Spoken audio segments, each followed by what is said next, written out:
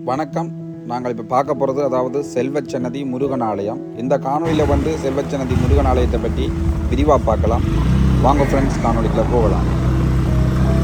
இப்போ நாங்கள் வந்து ஆலயத்துக்கு வந்துட்டோம். இப்போ ஆலயத்தை வந்து ரோன் வியூவில் பார்ப்போம். அதோட வந்து ஆலயம் எங்கே அமைஞ்சிருக்கு, இந்த ஆலயத்தின் வரலாறு, புதுமைகள் எல்லாத்தையும் வந்து இந்த காணொலியில் பார்க்கலாம். இலங்கையில் ஜாழ்ப்பாண மாவட்டத்தில் வடமராட்சி பகுதியில் வடமராட்சி மேற்கு பகுதியில் தொண்டமன் ஆற்றங்கரையில் அமைந்துள்ள மிகவும் புகழ்பெற்ற திருத்தலம்தான் இந்த செல்வச்சன்னதி முருகன் ஆலயம். இந்த ஆலயத்தை வந்து சின்ன கதிர்காமம் என்றும் அழைக்கிறது. இப்போ நாங்கள் வந்து இந்த ஆலயத்தின் ரோன் வியூவில் பார்க்குறோம். ஆலயத்தை பார்க்கவே எப்படி இருக்குண்டா, பின்னுக்கு தொண்டமன் ஆற்றங்கரை ரோன் வியூவில் பார்க்க மிகவுமே அழகாக இருக்குது. அதோட வந்து இந்த ஆலயத்தில் உட்புற தோட்டத்தையும் பார்க்க போகிறோம். அதாவது வந்து ஆலயத்தின் வெளிப்புற தோட்டத்தை ரோன் வியூவில் பார்க்குறோம். மிகவுமே அழகாக இருக்குது. தொண்டமன் ஆற்றங்கரையோட வந்து செல்வச்சன்னதி முருகன் ஆலயம் அமைஞ்சிருக்கிறது. இன்றைக்கு முழுமையாக வந்து நீங்கள் செல்வச்சன்னதி முருகன் ஆலயத்தை வந்து இந்த காணொலி வாயிலாக தரிசிக்கலாம். அதாவது வந்து இப்போ நாங்கள் ரோன் வியூவில் பார்த்து கொண்டிருக்கோம். மிகவுமே ஒரு அற்புதமாக அழகாக இருக்குது இந்த காணொலியில் பார்க்க.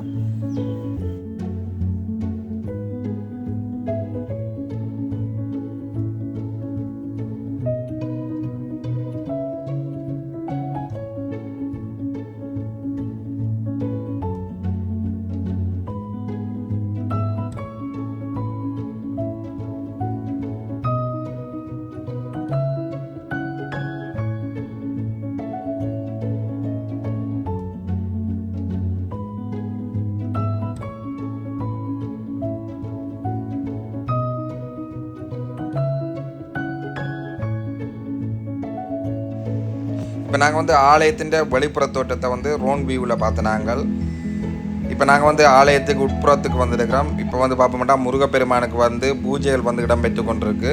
இந்த ஆலயத்தின் அதாவது பூஜை வழிபாட்டு முறையை வந்து பார்ப்போம்னா அந்தணர்கள் அல்லாது கற்பூர ஆலய பூசகரால் மட்டுமே வந்து இந்த ஆலயத்தில் மூலஸ்தான பூஜைகள் வந்து இடம்பெறுறது. இப்போ வந்து பூஜைகள் இடம்பெற்று கொண்டிருக்கு.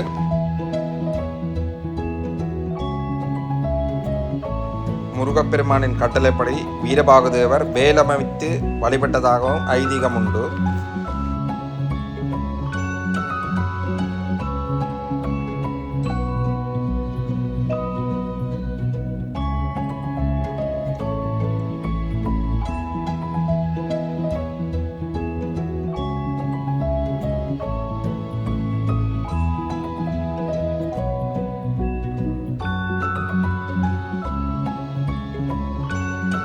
இவ்வாலயத்துக்கு வரும் பக்தர்கள் வந்து தங்களோட பல்வேறு தரப்பட்ட வேண்டுதல்களை வேண்டி முருகப்பெருமானை வந்து வழிபடுவார்கள்.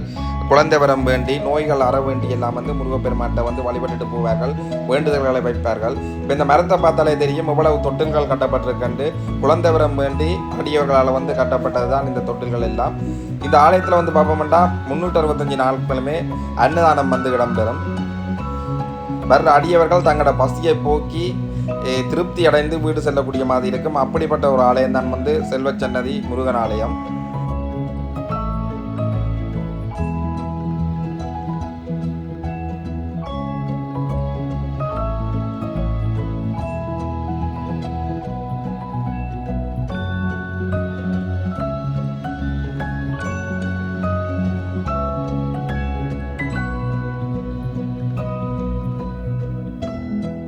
ஆலயத்தில் வந்து விசேடமாக நடக்கிற பூஜைகள்னு வந்து பார்ப்போம்னா கந்த சட்டி, ஆவணி மாதத்தில் வர மகோத்சவம் எல்லாமே வந்து மிகவும் சிறப்பாக வந்து நடைபெறும். நித்தியமாகவே வந்து பூஜைகள் எல்லாம் நடைபெறும். அதோட வந்து வெள்ளிக்கிழமை செவ்வாய்க்கிழமையில் வந்து பார்ப்போம்னா விசேடமான பூஜைகள் எல்லாம் வந்து இடம்பெறும். இப்போ நாங்கள் ஆலயத்தின் உட்புற தோட்டத்தை வந்து அப்படியே சுற்றி பார்த்துக்கணும் வந்து நாங்கள், அதாவது உள்வீதியை வந்து சுற்றி தரிசித்து கொண்டு வந்து நாங்கள் நீங்கள் வந்து இந்த காணொலி வாயிலாக வந்து இப்போ செல்வச்சன்னதி ஆலயத்தை வந்து பார்த்துருப்பீங்க. உட்புற தோட்டம், வெளிப்புற தோட்டத்தை எல்லாம் பார்த்துருப்பீங்க.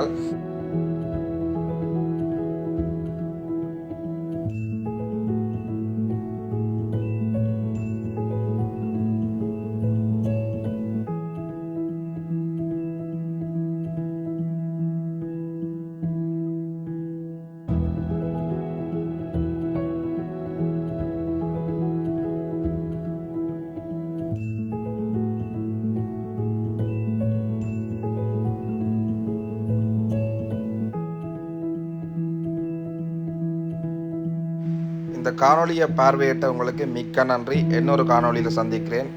நன்றி, வணக்கம்.